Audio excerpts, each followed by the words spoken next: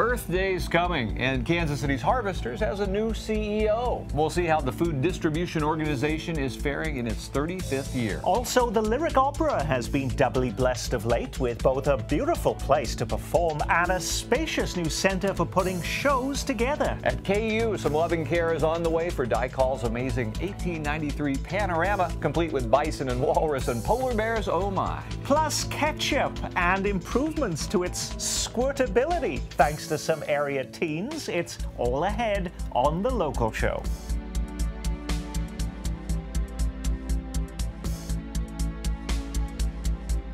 Hi, I'm Randy Mason. And I'm Nick Haynes. Once again this week, The Local Show heads over to Lawrence, Kansas and KU's Natural History Museum. You can count me as one of the many thousands of visitors over the years who've stood in awe of its 360-degree panorama of North American mammals. You know, the exhibit is still immensely popular, but time and toxicity have been taking a toll on Louis Lindsay Dyke's amazing creation. Julie Denechet has more on the conservation efforts that are already underway. Dyke Hall towers above Jayhawk Boulevard and the KU campus in Lawrence, Kansas. The building houses the Natural History Museum, and on most spring days, groups of elementary school students arrive to tour the exhibits. At the center of the collection is a panorama, a 360-degree pageant of wildlife from the 9 climate zones of the Western Hemisphere. The panorama is one of America's cultural treasures. In 1893, it brought Kansas to the world in the Columbian Exposition and presented a panoply of nature such as the public had never seen before in scope and in expanse. And what's more, the public didn't have to go into nature to see it. When the World's Fair was over in 1893 and it came back to Kansas, it brought the world back to Kansas. You walk into this building, you walk over to the panorama, you are awed by the magic of its size, and you are awed by the magic of suddenly being transported to a different place on Earth, from the North Pole to the tropical forest, through the Great Plains to the Rocky Mountains. When the panorama first opened, the exhibit was groundbreaking in the way it displayed animals in family groupings, with a sense of drama not common in scientific display. Conservator Ron Harvey was recently in Lawrence to assess the condition of the mounts. Harvey says that the 8,000 square foot exhibit is one of the oldest and most unique panoramas in the world. We have the best example of the most historic panorama in the United States right here in Lawrence, Kansas. After 120 years of exposure to light and humidity, the animals behind the glass are in dire need of restoration. So far, the conservation project has raised more than $100,000 from donors to fund the assessment, but more will be needed for the next stage of renovation. The exhibit has been exposed to a lot of things over time. Heat, humidity, lighting, all of these things take their toll. They're cumulative, they're slow, they're not something that you would necessarily pick up on from one day to the next, but over time they've all kind of taken their toll. The heavy metals used by early taxidermists are poisonous, so conservator Ron Harvey and his team wear hazmat suits as they gingerly step between the animals to document and lightly clean the mounts. We're primarily using a very soft natural fiber brush, and it's actually goat hair, and using that to tease the dust off the surface, and then using HEPA filter vacuum cleaners, pretty sophisticated vacuum cleaners that capture the dirt. We know that there's toxic materials in the interior of the mounts. Some of them have split. You've got hides, which are organic. They are responsive to both changes in temperature and relative humidity. Certainly here and in Chicago in its early days, there was no climate control. Taking control over the environment that houses the panorama will be essential to preserving it for the next 100 years. But first, the fragile specimens on display must be stabilized. I think talking about its age and talking about the level of deterioration in terms of fading, I don't think that these original historic mounts need to be darkened or dyed. I think it's more important to think of them as historic, and we're seeing, their later years in their life, and they're still serving their purpose. They're still telling a story. Author Bill Sharp co-wrote The Dashing Kansan, a biography of Louis Lindsay Dyke, the 19th century naturalist and taxidermist behind the panorama's creation. For Sharp, one story hits close to home. Most notable of the university's early collections were the bison, which were collected by an expedition of the Smithsonian Institution in 1886. Dyke was not a member of that expedition, but one of his students, William Harvey Brown, was, and brought back two examples of wild American bison for the university to mount. And to me, those are really the heart of the collection and what the collection was about, because the Smithsonian expedition that collected them truly believed that the bison were not going to survive perhaps another generation in the wild. Krystolka says Dyke was an observer of nature and that he was alert to the changing world around him. He realized from his multiple expeditions that human activity was starting to take its toll on the plants and animals of the planet. He was a showman, he was a naturalist, he was a fantastic explorer, and he used his travels and the stories about his travels in lectures all around the country with wonderful slideshows to not only advertise the beauty and awesomeness of nature, but that it was precious and needed to be preserved. Harvey credits naturalists like Dyke and exhibits like the Panorama with the beginnings of the conservation movement in the United States. If you think of the Panorama as being the state of the art in terms of a way of educating and providing information to the public, you realize one of Dyke's responsibilities, one of his drives in creating the Panorama for the exposition was that the species were being slaughtered. You know, that people were going out and mowing them down, you know, shooting bison from railroad cars, not really thinking about the fact that you're diminishing the numbers and at some point you're going to be threatening the species. For Krystolka, this exhibit is a snapshot of a world that Louis Lindsay Dyke wanted to preserve. When he created the Panorama, I would imagine that part of his motivation was not only to bring this fantastic display of nature to an enormous public, 20,000 visitors a day in the Columbian Exposition, but also to heighten their sensitivities, that if nature was so precious and nature was so awesome, therefore it needed to be stewarded and conserved for the future. And in many ways, there's a nice parallel here. We today feel it's our duty here to preserve and conserve and ensure the survival of this panorama and the nature it represents into the future. The results of the conservation assessment are expected in midsummer. At that point, the team will address the damage to each mount and then issue recommendations as to how to proceed with the restoration. In the meantime, the Panorama will remain open for viewing as usual.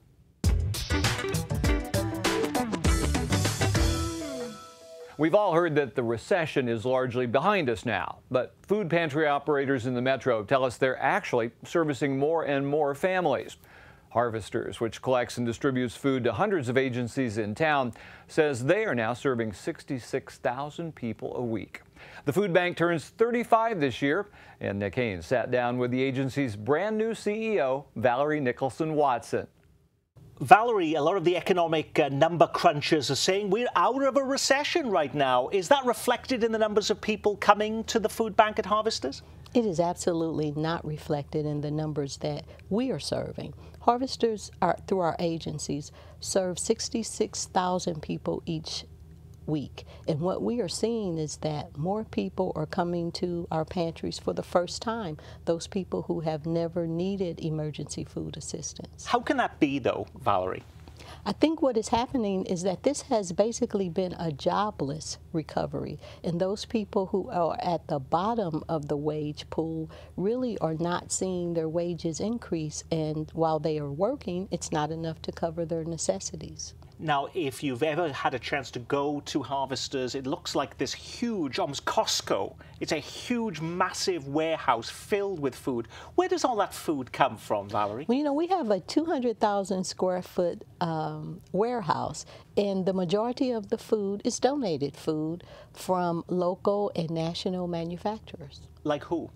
Like, well, locally, Associated Wholesale Grocers are huge supporters, and so we get lots and lots of food from them. The local grocery stores also provide food for us. We get fresh produce from several of the produce companies. It's just a wide variety of donors. You know, I was reading an article just recently from Forbes magazine that said that more than half of America's supermarkets donate outdated, damaged, and expired foods to food banks. And your counterpart at the food bank in Grand Rapids said more than 40% of the food that they have in their warehouse is either close to expiration date or has expired. Is that the case for you? You know, that really is the nature of food banking, particularly when you get food from grocers. They are giving you food that is very near the expiration date and often nearing or past the sell-by date, but the food is actually still very good food. Now, they had a dietitian on staff who actually tests the food. Do you do that too? We do have a staff of dietitians and nutrition educators, but we also have standards, and, you know, for canned food and other things, we just know how long after that sell-by date that they're still usable. Now, one of the biggest programs you're also known for is what is called the backpack program that you have that is serving students in schools. I mean, 19,000 students who are getting a backpack on a weekend so that they can tide them over the course of the weekend so that they have something to eat over the course of the weekend. But that's mainly for elementary school students, right? Absolutely. How about older kids? Don't they have hunger issues too? They certainly do. You know, Harvesters, we really try to segment our population so that we can best serve like our children, our families, our seniors. And the Back Snack program is ideal for elementary schools. When the children are older, we have different methods of providing for them. We do have some high school pantries and other programs that serve the older kids. How about this statistic? 96 billion pounds, that is. It's hard to believe that, but that's how many pounds of food are wasted in America every single year. And you have a food rescue program as well that tries to retrieve food that is prepared from restaurants. Basically, it is food that has not been served, so it's never even been on the line. We provide them with aluminum pans so that they will freeze the food, and we will pick it up in a refrigerated truck and deliver it to one of our on-site feeding programs. Now, you're a food bank, not a food pantry, so people don't come to you directly, though, saying, hey, I need food. Is that correct? It is correct. No, we actually distributed over 44 million pounds of food last calendar year, but that food is distributed through our 620 member agencies, and they are pantries and kitchens and shelters. Now, how does that work, though? They don't get that food for free. They have to pay for it, don't they? Well, they don't exactly pay for the food. Lots of the food, if it's perishable, there's no cost associated with it, but we do charge a handling fee on other food, and it just helps us offset the transportation and storage costs. But if you average it out, it's probably averaging out to between 3 and 5 cents a pound. You have been on the job now for less than a year, 9 months as the CEO, though you'd worked at Harvesters before. What's been the biggest surprise or shock to the system since taking over at the helm, Valerie? You know, there are so many moving parts, and really just getting up to speed on the operations and the issues that impact the people we serve. I think when I left the food bank, we thought that by this point in time we would be distributing about 6 million pounds of produce, and last year we distributed 13 million pounds of produce. So that's kind of been a shock. You know, making the rounds on the internet as I was researching for this program, I found the 10 things that food banks need but won't ask for, and I want to go through just the top 3 of these. Okay. It says, number 1, spices. Think about it. People who rely on the food bank eat a lot of canned food, rice, oatmeal, white bread, etc. They love spices, cayenne pepper, chili powder, cumin, cinnamon, nutmeg. Feminine hygiene products. Can you imagine being worried about affording these? And number 3, chocolate. People don't need it, but think about being in their shoes and how nice it would be to be given a chocolate bar or brownie mix along with your essentials. Do you agree with any of those, Valerie?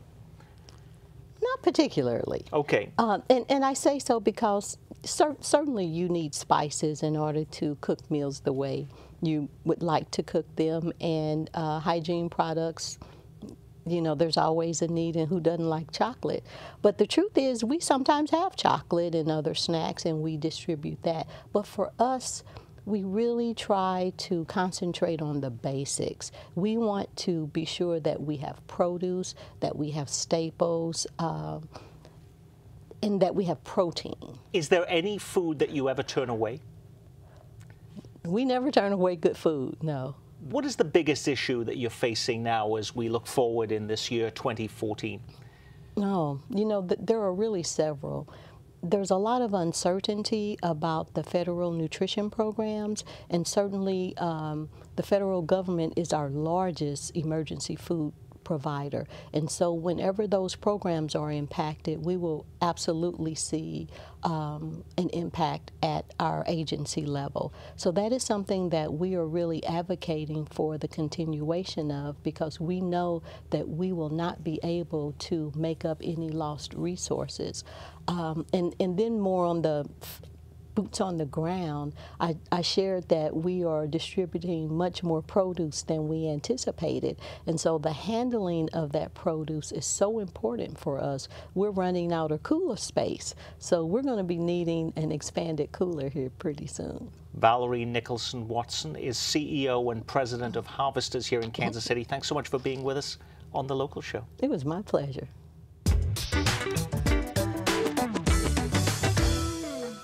Hard to believe that it's been almost 3 years since the Kauffman Center opened and the Lyric Opera began staging its performances there instead of the old Lyric Theater. The move has helped raise the company's national profile in various ways, as has the opening of their new offices and production facility at 18th and Holmes. As the Lyric prepares to close this season with the comic operetta The Fledermaus, we looked in on this lively and increasingly more visible part of the arts community.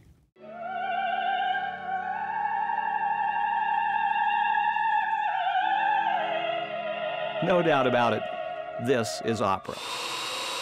But in a sense, this is a part of it too.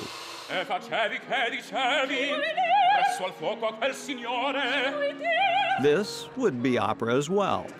And so is this, and this, and definitely this. Madame, may I take the liberty of presenting myself? I am Marquis Renard. Okay, this might not have much to do with opera at all, but hey, it's a great shot. And it is one of the ways that Kansas City's Lyric Opera has been reaching out to help attract a new, perhaps younger audience to its productions. This particular French Frenzy was part of a First Friday event held at its impressive new digs in the eastern end of the Crossroads to help prime the pump for a March production of La Boheme. We had about 350 people in the Production Arts Building for our season announcement. And then I walked over here. I couldn't get in the door. There were about 600 people here. It was wall-to-wall people. I mean, we were amazed. We were thrilled. We were delighted. But it was just a beautiful thing to see, and that's our future. There's a misnomer out there that opera is for the older demographic, and then it's not relevant to young people in Kansas City, and it is. If you look at movies, I mean, how many movies have opera in the background or have scenes where people are on the opera? Jennifer Howerton freely admits she's no opera expert. But her husband got her hooked on the form's passion, power, and rock star spectacle. With the help of social media and the promise of liquid refreshments, an organization that had dwindled down to just a handful has come roaring back in the last few years. We've had members come to our events and say, I've been going to opera alone because I didn't know how to bring my friends to it, and nobody was really interested. And here I am able to meet other people, and now I can go with these people, and I can, I can hang out with you before the show at one of your events, and I can know people at intermission to talk to. I think they demystify who we are and what we do, because there are people who are intimidated by opera. But then they come and they see, oh, this is fun, and oh, this isn't scary at all, and I don't have to have an encyclopedic musical knowledge to understand I could like it or not like it.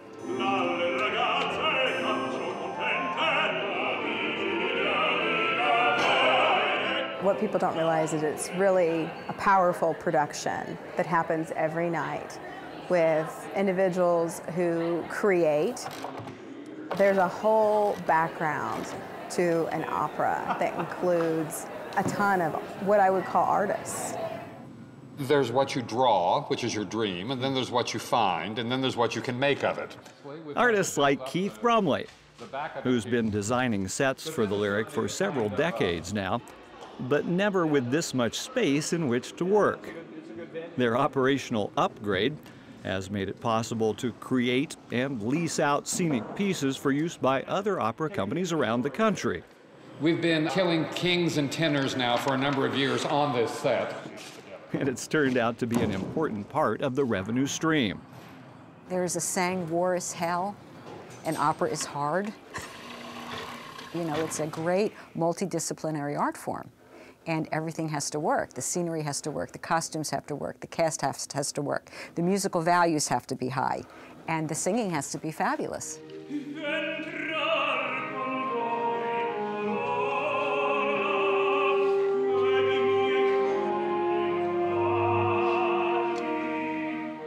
That singing may never have lacked for quality, but the old Lyric Theater seldom did singers any favors. So the move 3 seasons ago to the Kaufman Center has drawn national attention from both those who perform and follow opera. I'm really happy to be finally singing in the Kaufman Center. I have been seeing the performances because I'm also a professor of voice at the University of Kansas, so I come over and see every production that I can when I'm in town. When I'm not on the road warbling. May I present our host, Prince Orlovsky.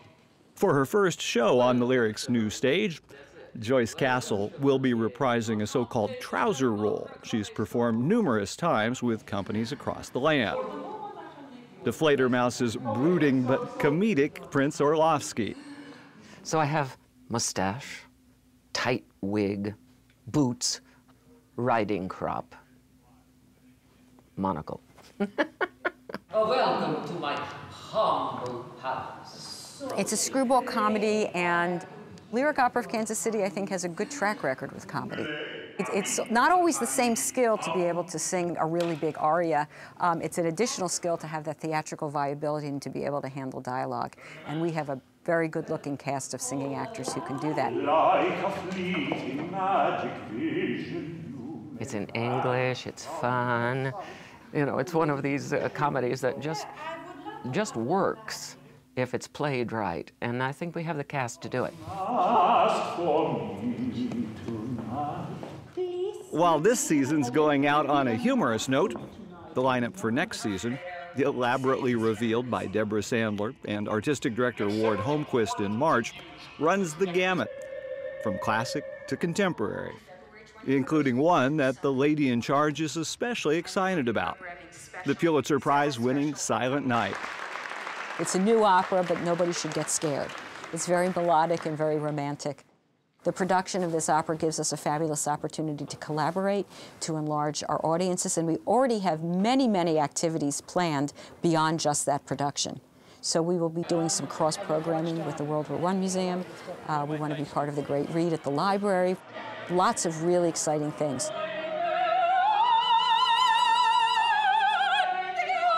I don't believe intrinsically that everyone loves opera, but what I do believe is if you don't know, you have to give it a try.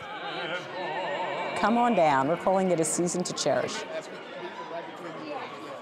A reminder that Count Orloff and his monocle will be live at the Kauffman Center starting April 26th and running there through May 4th. Alrighty, as we get ready to wrap up this edition of The Local Show, our thoughts turn to condiments. Yes, ketchup in particular. You know how it sometimes is reluctant to emerge and all you get is water? Well, as Lindsay Fote and John McGrath are about to show you, some ambitious high school seniors may have solved that problem. All right, my name's Tyler Richards. I'm a senior at Liberty North High School. And I'm Jonathan Thompson. I'm also a senior at Liberty North High School. And we like ketchup.